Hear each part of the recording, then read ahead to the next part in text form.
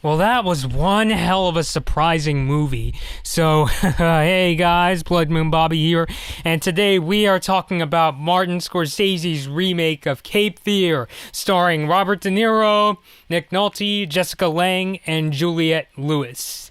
So, it's so weird. I remember the first scene I saw from Cape Fear was the opening, where it takes place in, well, let's actually establish some character first. So Cape Fear is about an ex-con, Max Cady, played by the amazing Robert De Niro. He just got done serving a 14 years prison sentence. He was accused of rape. But the thing is, he's planning to go get vengeance against his attorney, Sam Bowden, played by the excellent Nick Nolte. And the reason is because Nolte, he buried some evidence that may have given him a lesser prison sentence.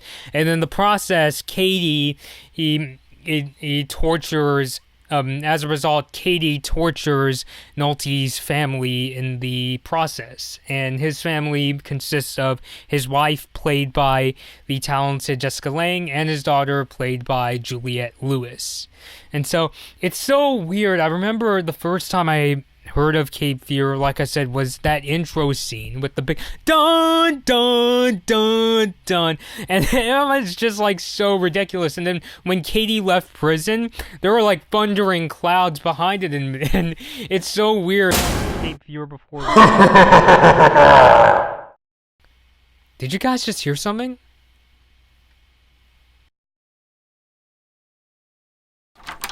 Whatever. But anyway. But don't let that cheesy opening, or really the first act in general, was kind of corny. I mean, there's the famous scene where the first time Cady meets Sam since he got out of prison, he's in a movie theater smoking a cigar and cackling. Basically, he's there to both bother / intimidate Sam and his family. But don't let that really goofy opening fool you into thinking this is going to be a 2-hour cheese fest. The moment, because here's the thing, Cady first goes after Sam's this woman that Sam is seeing. He's cheating on people, and he basically tortures her. Trigger warning, perhaps. He dislocates her shoulder. He bites a chunk of her cheek off. He beats her up, and a lawyer that Sam works with says that Cady raped her. Yeah, as soon as I got there, it's funny. When I first saw that, I was definitely shocked, but then it took a few minutes to get me. It got me really legitimately terrified. So much so that I couldn't process a few minutes of the movie. Because Cady is so terrifying. But what makes Cape Fear interesting, and as I was getting to sort of, is that in this movie, it's hard to say who's really the good guy or the bad guy. Yes, Cady is the one who goes around torturing all these people, and he was the one who was accused of rape. But at the same time, Sam is very much a sinner in his own right. Like I said, he cheats on his wife. He because of all this tumultuous stuff, he's losing a connection with his daughter. And God, he was the one who buried evidence. He didn't tell anybody that there may be more evidence that could have lessened Cady's sentence. And yeah, that's what I think is so interesting about this movie, is that I basically see it as, you could interpret this as either a tale of two sinners or two characters that are tiptoeing around the law to, accomplish their motives. Cady getting his vengeance, and Sam trying to arrest / even kill Cady. And the creepy thing is that you could watch this movie, and it's almost as if everything you see is going according to Cady's plan.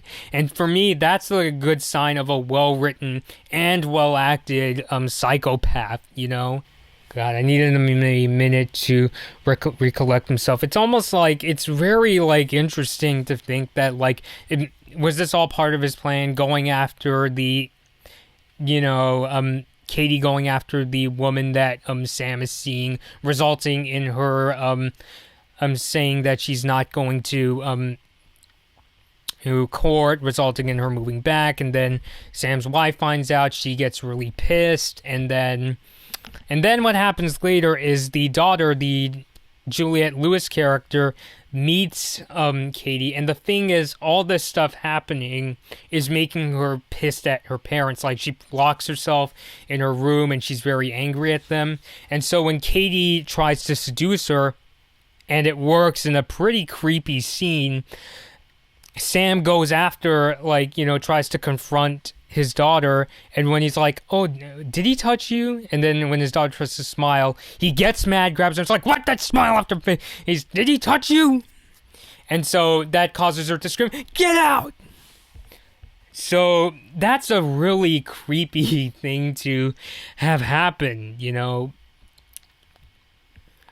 Oh, and I mean, what else can I really say? I mean, the actors are excellent, and it's just one really chilling movie. I mean, now the climax, I feel like a lot of people, because the interesting thing about Cape Fear is a lot of people seem to see Cape Fear as a really cheesy, psychological thriller, and yeah, I could definitely see that. There's definitely some really cheesy decisions, like, for instance, there's a scene where Sam tries to confront Katie at this 4th of July parade, and they play the dun dun dun dun music, and the thing about that scene is the dun dun dun dun, that music doesn't start with like an establishing shot of Katie. It starts, the establishing shot as we see this parade going down the street. So scenes like that. And there's also a scene where like I said, the intro is really cheesy, but I really think it's a very gripping and very chilling story, I mean, some people are even, I've heard somebody say, hey, if you've seen the Simpsons parody of Cape Fear, this version is going to be very hard to take seriously. But the performances and the writing are so, just grabbed me so much that even if I saw the Simpsons episode, which I saw when I was a kid, but I can't really remember it too well, I think it would have been chilling either way. But one part that does get kind of corny, but it's still a very thrilling ride, is the climax. And that's because the climax is where everyone's anger comes out. Like, all this anger that's been building up lashes out in the climax of Cape Fear. And the thing is, like, Katie tries to hold a mock trial against Sam, and this whole time, keep in mind, they're on this houseboat that Sam's family is on. They are running away from Katie, and it's going through, Cape Fear, this river, and it's storming, the boat's spinning around, it's splashing into these rocks, and it's not being controlled. And this whole time, Katie is lashing out at Sam, giving this entire trial against him, and of course, Sam admits that he buried evidence about the woman that Katie is accused of raping, and throughout the whole thing, not only is there shouting, but there are times where Katie will turn to the camera, as if he's referring to a judge, and saying, "Oh, I'm sorry, Your Honor," or Sam is just being an idiot. And this whole time, and whenever he turns to the camera, they have these these whoosh sounds. I don't know. I just kind of find it was cartoony, but it was still a very tense scene. Admittedly, the climax, I didn't find it as chilling, because the first act, when Katie does attack the woman that Sam is seeing, it was so chilling, I was legitimately shivering. But by the time we got to the climax, I was definitely glued to my MacBook Pro screen, but it didn't grab me as much. Although I'll give it the benefit of the doubt that maybe it's because that jolt from goofy to threatening was so jarring that it pretty much just, I started to calm down, but I was still glued to the screen. So I think that's just a matter of that. But, yeah, so it's really crazy. I guess I should also talk about how, in case you guys don't know, Cape Fear is a remake of a 1962 movie that was directed by J. Lee Thompson, and it starred Gregory Peck as Sam Bowden, and Robert Mitchum played Max Cady. The interesting thing in this version, Mitchum plays a cop who basically advises Sam to take the law into his own hands. And one of the other things I forgot to mention, that one of the other sins that Sam commits is that he hires these 3 thugs to go beat the shit out of Cady, which, spoiler alert, that does not work. Cady even goes into a speech about how he is as large as God, but God is in the body of a man like him. And there's a lot of other really big speeches that he gives in the movie, but I'm going off on a tangent here. What's interesting to me is it's almost as if, since Mitchum played Cady in the original version, it makes me wonder if Marty casted Mitchum in a sense to have Cady advise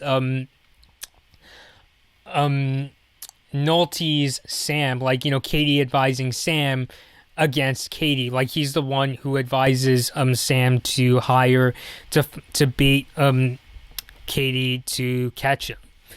So I don't know if that's the case. That's what I picked up. The other thing is Gregory Peck is also in this movie, but he's given a much lesser role.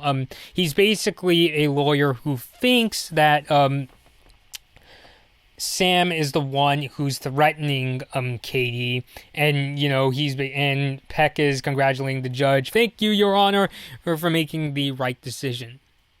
So I don't know if Peck played Sam in the original version. I don't know. I kind of see that as a kind of a neat cameo, but Mitchum's one, I think, has some legit meaning behind it. And speaking of that, it's interesting how in this movie, take a guess who's the one who gets in trouble with the law more often. The one who gets in trouble is Sam, ironically. Like, he's the one who is always, like, in his methods to try and catch Cady through getting thugs and even, like, learning to use a gun to shoot Cady. He's the one who's being constantly threatened. If you do this, you could have your job taken away. You could be sent to jail. And he is also caught making a threat against Cady, whereas Cady tiptoes around the law just enough so he doesn't get caught. And every time he does attack somebody, he always gets away with it. So, yeah, it's just one really bombastic movie. Probably the most crazy Scorsese film I've seen up to this point. And I'm really amazed with how Scorsese was able to start kind of cheesily, but was able to grab me by the throat and say, this is a really scary situation, So some of the scenes do get a little over the top, but I think overall the menacing scenes just really grab me by the throat. And by the end, everybody's lashing out. So I think some people may find some of the scenes cheesy, but I think a lot of people will look at these scenes, especially nowadays, and see a really chilling story. So, alright guys, this has been Blood Moon Bobby. Next week, I'll be reviewing arguably one of the big granddaddies of Martin Scorsese movies. He's Goodfellas with Robert De Niro, Ray Liotta, and Joe Pesci. So, I look forward to reviewing that. Thanks for watching.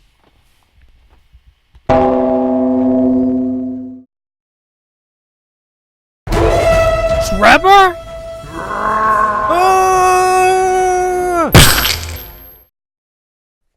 Your Honor, ladies and gentlemen of the jury, I am acting as my own attorney on the case of Blood Moon Bobby v. Trebor. Blood Moon Bobby, is it clear that you acted as a plaintiff accusing Trebor of physical assault? Yes! 6 months into my sentence, I discovered that you could have pressed lesser charges against me. I learned to read during my time in that filthy rut. Did you have any evidence that I hurt you or anyone? Come on, Blood Moon dipshit! You started to shoot lasers from your eye all over the place! Out of your safety, I had to apprehend you! Did you have evidence that I hurt someone? No. Louder! I did it! Well. It looks like the defendant has decided to cooperate on the case. And now, as an appointed plaintiff, I highly recommend, Your Honor, that this sick YouTuber be sent to the ninth circle of hell! Ah!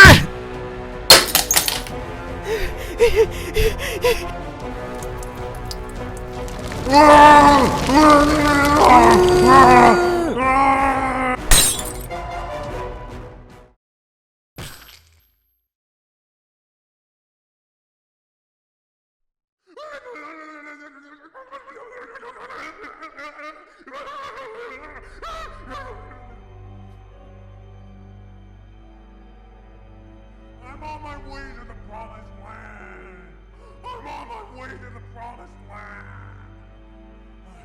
I'm on my way to the